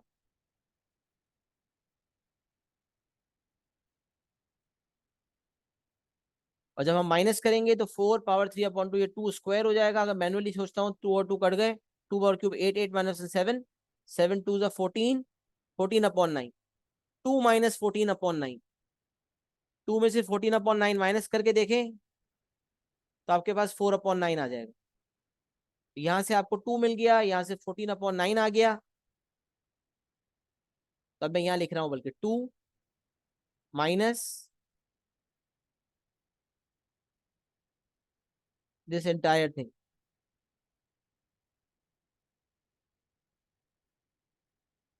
सही है, 2 माइनस काफी है। और यहाँ से हमारे पास 2 - 14/9 आ जाएगा, जो कि 4/9 बन जाएगा। The area is going to be 4/9। तो यहाँ से अगर मैं लिमिट्स लगा के करता तो 2 - 0 2 हो जाता, शॉर्टकट से भी 2 आए। 2 में से अगर मैं ये वाला माइनस कर दूं विच इज 14/9, तो I will get 4/9 as the final answer. तो एरिया निकालने के लिए मैंने आपको दोनों मेथडोलॉजीज बता दी, किस तरह से आप एरिया निकाल सकते थे। एरिया तक क्या हम सबको समझ आ गया है? तो फिर मैं वॉल्यूम की डिस्कशन शुरू कर दूं। पहले एरिया तक आप बेशक नोट भी कर लें, 2 मिनट लेकर एरिया तक नोट भी कर लें और एक्नॉलेजमेंट भी दे दें। तो फिर मैं वॉल्यूम की तरफ बढ़ता हूँ, ताकि स्लोली एंड ग्रेजुअली आगे बढ़े। बस वॉल्यूम छोटा सा कॉन्सेप्ट रह गया।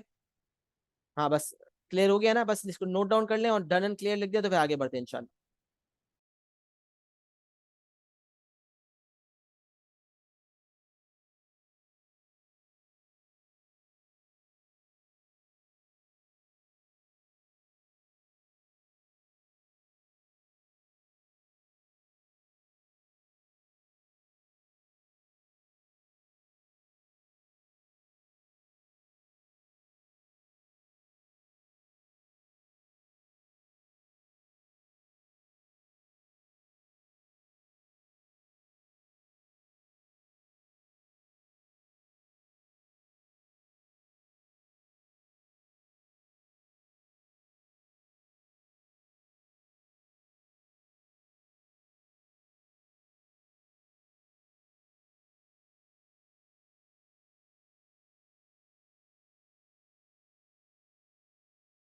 तो छोटा सवाल क्या है, one small dot for got it, समझ में आ गया, चलें सही है, क्लियर हो गई।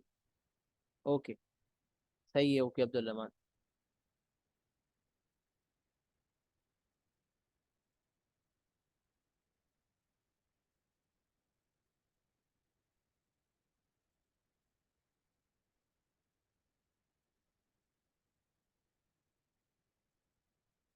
चलिए जी, अब वॉल्यूम की बात करते हैं। Find the volume obtain when the shaded region is rotated through 360 degree about the x axis.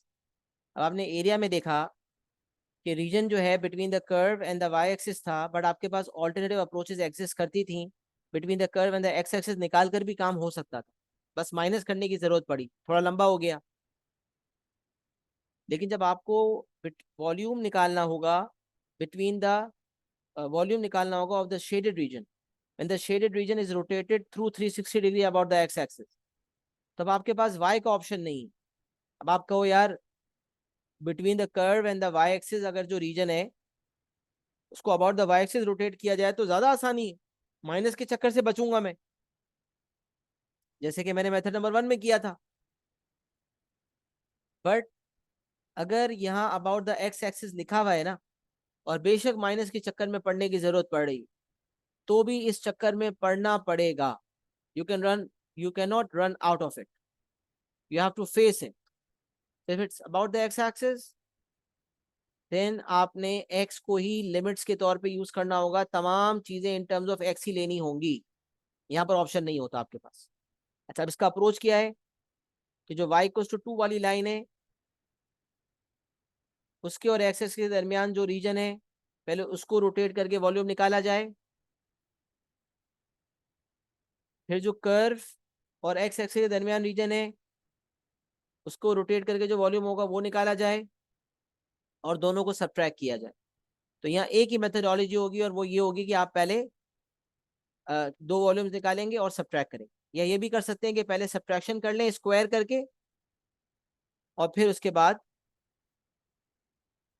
And में वॉल्यूम निकालने के लिए इंटीग्रेट कर दें। बहरहाल मैंने यहाँ पर अलग अलग रखा है समझाने के लिए, एक साथ भी आप कर सकते थे, बट मैंने यहाँ अलग अलग किया है। तो अब सबसे पहले मैं बात कर रहा हूँ ताकि कॉन्सेप्ट डिलीवर कर सकूँ। तो y इक्वल्स टू 2 एक लाइन है, वॉल्यूम के लिए आपको चेंजेस पता है, एक पाई लगता है, और एक आपको अगर इन टर्म्स ऑफ एक्स लेना है तो सब्जेक्ट वाई स्क्वायर को बनाया जाएगा। अबाउट द एक्स एक्सिस में सब कुछ इन टर्म्स ऑफ एक्स होता है, लिमिट्स ऑपरेटर फंक्शन। तो फंक्शन को इन टर्म्स ऑफ एक्स लेने के लिए वाई स्क्वायर को सब्जेक्ट बनाते हैं, ये बात आपको बताई गई। तो पाई x1 से लेकर x2 तक लिमिट्स होंगी, वाई स्क्वायर सब्जेक्ट बनेगा, dx y2 है तो 2 का स्क्वायर, तो मैंने यही किया। Volume is pi y square dx, तो 0 से लेकर 1 तक पहले 2 स्क्वायर को, पाई 2 स्क्वायर को इंटीग्रेट किया और पाई लगाया, तो इससे एक वॉल्यूम आएगा। और फिर यहां से वाई स्क्वायर निकाला जाएगा, जो पहले से निकाल चुका हूं, वाई स्क्वायर 3x+1 है, तो 3x+1 को इंटीग्रेट करना होगा फ्रॉम 0 till 1, और बाहर पाई लगाएंगे। तो ये y आपका √3x+1 था, तो वाई स्क्वायर 3x+1 है, तो याद रहे यहाँ पर वाई स्क्वायर ही लिया है मैंने, तो वो इतनी सिंप्लीफाइड फॉर्म में 3x+1 हो गया, जो कि सबसे आसान तरीन इंटीग्रेशन है हमारे लिए। तो 3x+1 की इंटीग्रेशन करनी है फ्रॉम 0 till 1, और 2 स्क्वायर की इंटीग्रेशन करनी है फ्रॉम 0 till 1, पाई दोनों जगह लगाया।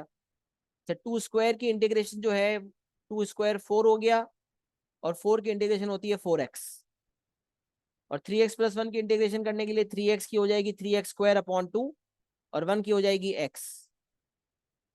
फिर आप देखें, 4x के लिए अपर लिमिट 1 लगाएंगे तो 4, लोअर लिमिट लगाएंगे तो 0, 4 - 0 4 पाई आ गया यहाँ से, और यहाँ से अपर लिमिट लगाएंगे 1, तो 3/2 + 1, लोअर लिमिट लगाएंगे तो 0,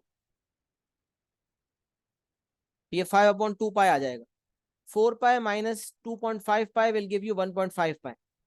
सवाल, सर क्या answer in terms of pi छोड़ सकते हैं? देखें, एट टाइम्स ऐसा होता है, decimal version in terms of pi वाला वर्जन दोनों एक्सेप्टेड होते हैं, इन टर्म्स ऑफ पाई वाला वर्जन और डेसिमल वाला वर्जन दोनों एक्सेप्टेड होते हैं।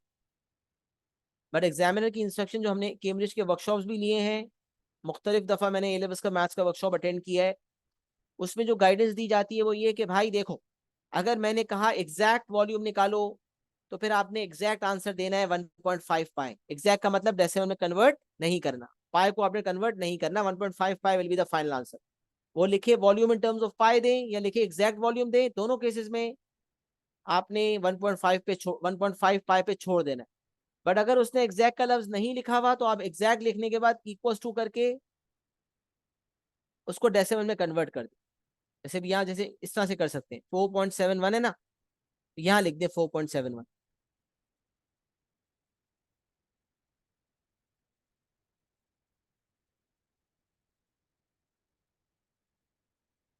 तो आप यहाँ पर इसको आंसर के तौर पे छोड़ सकते हैं।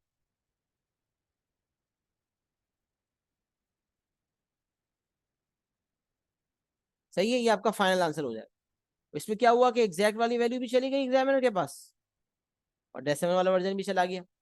डेसिमल में क्यों किया आपने? क्योंकि उसने एग्जैक्ट नहीं लिखा हुआ था, तो आपने कहा एग्जैक्ट तो दे ही दिया ना, साथ डेसिमल वाला भी दे दे, ताकि अगर उसकी नीयत है यार मैंने जब एग्जैक्ट नहीं मांगा तो इसने एग्जैक्ट दिया क्यों, तो वो एटलीस्ट मार्क्स मेरे काटने की पोजीशन में अब नहीं है, उसको मार्क्स देने पड़ेंगे। सही है, 4.71 आपने आंसर के तौर पे पेश कर दिया। अच्छा, अब मैं यहाँ पर अगर पहले 4 और 3x+1 को माइनस कर लेता, 2 के स्क्वायर में से माइनस कर देता 3x+1, ये हो जाता 4 माइनस 3x-1, ये 3 माइनस 3x बन जाता। और 3 माइनस 3x को जब मैं इंटीग्रेट करता तो 3x माइनस 3x² अपॉन 2 बन जाता। फिर मैं 0 से लेकर 1 तक लिमिट्स लगाता, तो जब 1 लगाता तो 3 माइनस 3 अपॉन 2 होता, 0 लगाता तो 0 आ जाता। तो 3 माइनस 3 अपॉन 2 1.5 होता है, और बाहर पाई लगा देता तो डायरेक्ट 1.5 पाई आ जाता। तो अगर मैं स्क्वायर करके पहले माइनस कर देता, सिंगल एक्सप्रेशन निकाल के फिर लिमिट्स लगा लेता, तो मेरे पास डायरेक्ट 1.5 पाई आ जाता। तो ये भी अप्रोच में फॉलो कर सकता था। अच्छा, अब यहाँ मैंने रेड में एक चीज और लिखी है, ये लास्ट बात है जो मैं बताऊंगा इंशाल्लाह, फिर क्लास को खत्म करूंगा, कि जब भी, ये चीज जरूरी नहीं है, ये ऑप्शनल चीज है, याद रखें जो मैं बताने जा रहा हूँ ये ऑप्शनल है। अब तक जो बताया उसकी बेसिस पर हमारी नॉलेज मुकम्मल है। पास वेबर के पुराने कुछ सवाल हैं जिसमें उसने वॉल्यूम ऑफ सिलेंडर, जब भी वो वॉल्यूम की बात करता था तो कहीं कहीं वॉल्यूम ऑफ सिलेंडर का फॉर्मूला लिख देता था, बल्कि वॉल्यूम ऑफ सिलेंडर नहीं, हाँ वॉल्यूम ऑफ सिलेंडर वगैरह का फॉर्मूला लिख देता था। तो बच्चे कंफ्यूज होते थे यार ये क्यों फॉर्मूला दे रहा है, क्या इसको लगाने की जरूरत है? तो वहां लगाने की जरूरत होती नहीं थी, अब तो खैर लिखना ही छोड़ दिया, क्योंकि अब तो मेंसुरेशन के फॉर्मूलाज वो देता ही नहीं है, बल्कि सिलेंडर का तो देता भी नहीं था, कौन का देता था, कौन का, स्फेयर का। तो अब तो खैर लिखना ही छोड़ दिए, क्योंकि अब तो मेंसुरेशन के फॉर्मूलाज अलग से फॉर्मूला शीट MF19 में मौजूद होते हैं। लेकिन पहले के कुछ सवाल पुराने जो होंगे उसमें लिखा हुआ नजर आएगा, तो बच्चा अक्सर पूछता है सर क्यों लिखे हुए फॉर्मूलाज। तो यहाँ उसका जवाब मैं एक्सप्लेनेशन में दे देता हूँ कि भाई ये फॉर्मूलाज इसलिए लिखे हुए हैं कि ये ऑप्शनल मेथोडोलॉजी के तौर पे यूज हो सकते हैं। अच्छा, कहाँ यूज हो सकते हैं देखें जरा। तो ये बात आप याद रखें कि जब भी रेक्टेंगल रोटेट होता है ना, तो सिलेंडर बनता है। देखें कैसे, देखिएगा, ये आपका रेक्टेंगल है, अबाउट द एक्स एक्सिस जब रोटेशन होगी, सोचिएगा, अबाउट द एक्स एक्सिस जब रोटेशन होगी तो आपका ये शेप आएगा, ये भी रोटेट होके घूमेगा, यहाँ से भी रोटेशन होगी, होगा नहीं होगा, ये बन जाएगा आपका। यहाँ से देखें, इसको मैंने एक्सटेंड किया, इसको भी एक्सटेंड किया, यहाँ से ये भी घूमा, ये भी रोटेट हुआ। अब देखें क्या बन गया, ये दिस इज अ सिलेंडर। सब ये वो सिलेंडर है जिसका रेडियस जो है वो 2 होगा, मतलब जो इस वक्त रेक्टेंगल की ब्रेथ है या हाइट समझ लें, ये रेडियस ऑफ द सिलेंडर हो जाएगा, और ये हाइट ऑफ द सिलेंडर हो जाएगी 1। तो अबाउट द एक्स एक्सिस है तो ये आपकी सिलेंडर की हाइट हो जाएगी, हाइट इक्वल्स टू 1 और रेडियस इक्वल्स टू 2। तो पाई आर स्क्वायर एच कर सकते हैं। तो याद रखिए, रेक्टेंगल जब रोटेट होता है तो सिलेंडर बनता है, ट्राइंगल जब रोटेट होता है तो कोन बनता है। अच्छा, अबाउट द एक्स एक्सिस है तो अलग मामला है, अबाउट द वाई एक्सिस होता तो क्या होता, तो फिर यहाँ घूमता, देखें यहाँ रोटेशन होती। अब आप देखें, अब आपका रेडियस 1 हो जाता, रेडियस 1 हो जाता और आपकी हाइट 2 हो जाती। तो यहाँ वाजे नजर आ रहा है कि अबाउट द एक्स एक्सिस में रेडियस और हाइट कुछ और है, अबाउट द वाई एक्सिस में रेडियस और हाइट कुछ और है। तो वॉल्यूम क्या हो रहा है, चेंज हो रहा है। इसीलिए जब अबाउट द एक्स एक्सिस लिखा है तो अबाउट द एक्स एक्सिस को स्ट्रिक्टली फॉलो करना पड़ेगा, अबाउट द वाई एक्सिस लिखा है तो उसको फॉलो करना पड़ेगा। तो बहरहाल जब रेक्टेंगल फॉर्म हो रहा होता है तो उससे रोटेशन से सिलेंडर बनता है, तो पाई आर स्क्वायर एच लग सकता है। ट्राइंगल कभी बनेगा, जैसे मिसाल देता हूँ, ट्राइंगल बन गया ये वाला। अब ट्राइंगल को रोटेट करें ये वाला रीजन, तो जब यहाँ रोटेशन होगी अबाउट द एक्स एक्सिस, तो ये कोन बन जाएगा। ये वाली चीज कोन की हाइट हो जाएगी और ये वाली चीज कोन का रेडियस हो जाएगी। अच्छा, अब यही ट्राइंगल है, rotation about the y axis है,